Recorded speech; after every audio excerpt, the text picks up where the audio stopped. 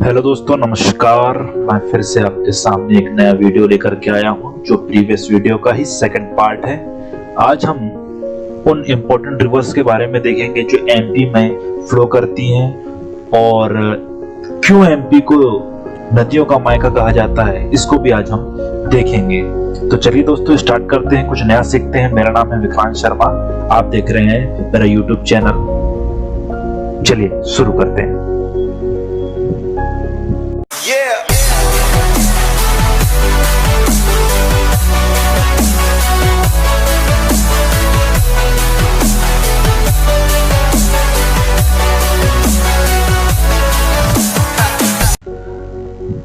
तो दोस्तों, Narmada river mostly इसे हम लाइफलाइन ऑफ एमपी बोलते हैं। इसका रीजन क्या है?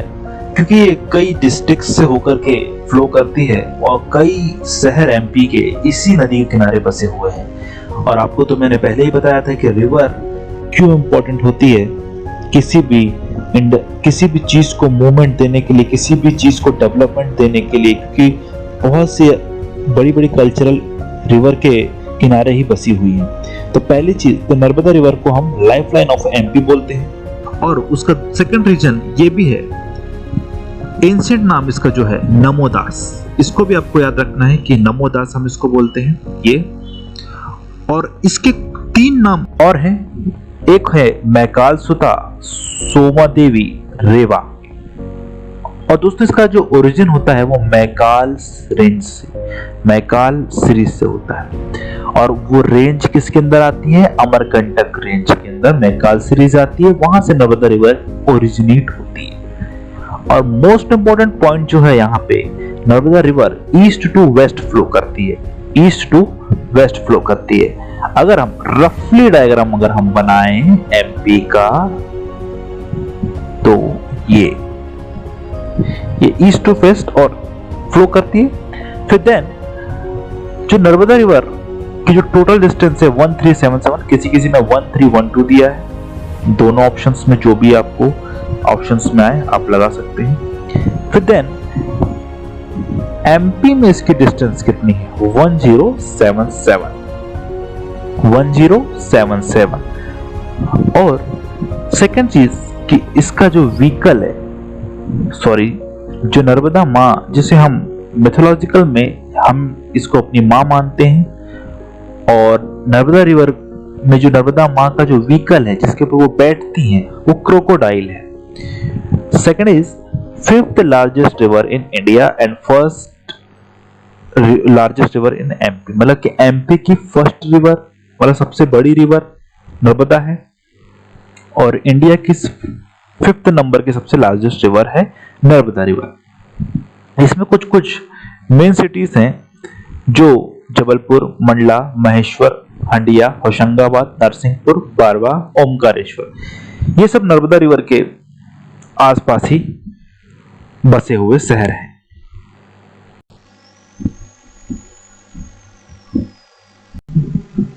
दोस्तों, कुछ नई चीज अगर देखें तो नर्मदा की कभी कभार आपसे टोटल ट्रिब्यूटरीज के बारे में पूछ लेता है। तो जो टोटल ट्रिब्यूटरीज है नर्मदा की वो 41 है। 41 रिवर्स इसकी ट्रिब्यूटरी हैं। कभी कभार राइट हैंड साइड से कौन सी ट्रिब्यूटरी है, लेफ्ट हैंड साइड से कौन सी ट्रिब्यूटरी है, इसके बारे में पूछ लेता है। तो आपको टेंशन लेने की बात नहीं। आप राइट हैंड साइड से देखें तो हिरन, तिंदोनी, बरना, चंद्रकेश, मान, नथाली। और लेफ्ट हैंड साइड से देखें तो बंजर, शेर, शक्कर, दूधी, तवा, गंजा, चूटी, कुंडी, देव और गोई। और ऐसे करते करते पूरी रिवर मिलती हैं और मिलकर कहां पे ये अपना फ्लो करती हैं? लास्ट में खंबात की खाड़ी में जाकर के गिर जाती है, अरेबियन सी में जाकर के नर्मदा रिवर मिल जाती है। तो अगर आपसे पूछा जाए कि नर्मदा रिवर कहां से निकलकर कहां बहती है, तो खंबात की खाड़ी, अरेबियन सी में जाके बह जाती है। और नर्मदा रिवर 15 डिस्ट्रिक्ट्स, कितने डिस्ट्रिक्ट्स में जा फ्लो करती है? तो आपको बताना है एमपी के 15 डिस्ट्रिक्ट्स में फ्लो करती है। पहला है आपका अनूपपुर, मंडला, डिंडोरी, जबलपुर, नरसिंहपुर, होशंगाबाद, रायसेन, हरदा, खंडवा, खरगोन, धार, सीहोर, दुधनी, देवास, बरवानी और अलीराजपुर, ऐसे कुल 15 डिस्ट्रिक्ट्स है जो नर्मदा रिवर फ्लो करती है, फिर वहां से गुजरात निकल जाती है। इस तरीके से आपको पूरी चीजें याद रखनी है। दोस्तों, आपसे कभी कभार यह भी पूछ सकता है कि नर्मदा का कैचमेंट एरिया कितना है और नर्मदा कहां कहां से होकर के फ्लो करती है। तो कैचमेंट एरिया मतलब वो जहां जहां फ्लो करती है, कितने एरिया को कवर करती है, ये आपका कैचमेंट एरिया कहलाता है। तो पहला आपका एमपी, गुजरात, महाराष्ट्र, मतलब सबसे ज्यादा वो फ्लो करती है एमपी में, फिर सेकंड फ्लो करती है गुजरात में, और थर्ड सबसे कम अगर कोई बाउंड्री में फ्लो करती है तो महाराष्ट्र की बाउंड्री में फ्लो करती है। देन सेकंड इज कि नर्मदा के वाटरफॉल्स कपिलधारा, गोलधारा, धरती, मानधर, दुग्धधारा, सहस्त्रधारा। वैसे भी बेसिकली मैंने आपको अपने एक वीडियोस मैंने बनाया था, इंडिविजुअल वीडियो फॉर वाटरफॉल्स के लिए, आप उसको देख सकते हैं। यहाँ के कुछ पॉइंट्स हैं जो आपको याद रखने हैं कि नर्मदा एस्चुरी बनाती है और ये पैरेलल फ्लो करती है ताप्ती के। कैसे फ्लो करती है ताप्ती के? तो पैरेलल फ्लो करती है। अगर आप देखें, अगर हम रफली डायग्राम बना दें, नहीं तो वीडियो बहुत लंबा हो जाएगा। तो ये है नर्मदा,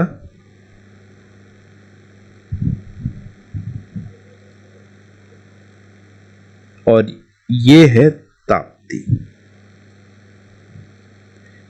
ये भी ईस्ट टू वेस्ट, और बीच में सतपुड़ा की रेंज है। ओके। और सुप्रीम कोर्ट ने 2017 में से लिविंग ह्यूमन मतलब एक जीवित प्राणी का दर्जा दिया था नर्मदा रिवर को। ओके। अगर इस पे कोई हम कचरा या जो भी पॉल्यूशन अगर फैलाते हैं तो हम केस कर सकते हैं किसी कंपनी पे या किसी चीज पे, क्योंकि तो हमने नर्मदा को क्या कर दिया, लिविंग ह्यूमन का एक दर्जा दिया था।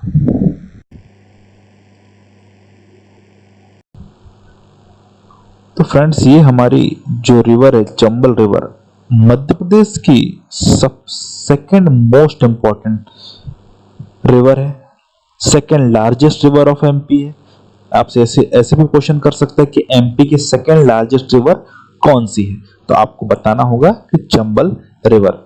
तो इसका जो ओरिजिनेशन कहां से होता है, ओरिजिनेट कहां से होती है, ये जानापाव, महू, इंदौर के पास एक महू है, वहां पे जानापाव की पहाड़ियों से होती है। और इसका जो मेथोलॉजिकल नेम है वो चरमावती, मेथोलॉजिकल नेम पॉइंट टाइम का जो नेम है इसका चरमावती। एमपी में इसकी डिस्टेंस है 320 किलोमीटर और टोटल डिस्टेंस है 965 किलोमीटर चंबल रिवर की। बेसिकली ये फ्लो करती है इंदौर, रतलाम, धार, उज्जैन, नीमच और मंदसौर, और फिर आगे चल के यमुना रिवर से मिल जाती है उत्तर प्रदेश में। तो यहाँ ये चंबल रिवर एक बहुत इंपॉर्टेंट एक वाटरफॉल बनाती है जिसका नाम है चूलिया वाटरफॉल। क्वेश्चन कई बार किया जा चुका है, चूलिया वाटरफॉल किस रिवर पर बनता है, तो आपको बताना होगा चंबल रिवर पर। फिर देन इसकी ट्रिब्यूटरीज हैं जिसमें से काली सिंध, शिप्रा, सिंध और पार्वती। तो आपसे ट्रिब्यूटरीज भी पूछ सकता है कि कौन कौन सी ट्रिब्यूटरीज हैं चंबल रिवर की, तो आप बता सकते। दोस्तों, जो हमारी जो फिर एक इंपॉर्टेंट एक जो रिवर है शिप्रा नदी, ये एक होली रिवर भी आप बोल सकते हैं, क्योंकि ये रिवर में के पास ही कुंभ का मेला लगता है। कुंभ का मेला 12 सालों में एक बार लगता है। क्वेश्चन आपसे कभी कभार पूछ लेता है कि कुंभ का मेला कितने सालों में लगता है, तो 12 साल में एक बार लगता है, वो भी 4 जगह लगता है। पर बेसिकली अभी हमें पढ़ना है शिप्रा नदी के बारे में। तो शिप्रा नदी जो ओरिजिनेट है होती है वो इंदौर के पास काकरी बारडी पहाड़ी, काकरी बारडी है, बड़ी नहीं है, सॉरी, काकरी बारडी पहाड़ी से निकलती है, देवास और उज्जैन जिलों में बहती है, और इसकी जो टोटल डिस्टेंस है 195 किलोमीटर, और हमारा जो उज्जैन, ऐतिहासिक उज्जैन, वो इसी नगर किनारे बसा हुआ है। दोस्तों, ताप्ती रिवर के बारे में हम देखते हैं। ताप्ती रिवर जो है वो मुल्ताई की पहाड़ियों से निकलती है जो कि बैतूल में। इसकी टोटल डिस्टेंस 725 किलोमीटर है, और ये सेकंड रिवर है जो फ्लो करती है ईस्ट टू वेस्ट। मैंने आपको अभी थोड़ी देर पहले ही बताया था कि नर्मदा रिवर के पैरेलल जो फ्लो करती है वो ताप्ती रिवर है। इसकी कुछ ट्रिब्यूटरीज हैं, पूर्णा, बहोर, गिरनार, बोरी, पंचकारा और शिव।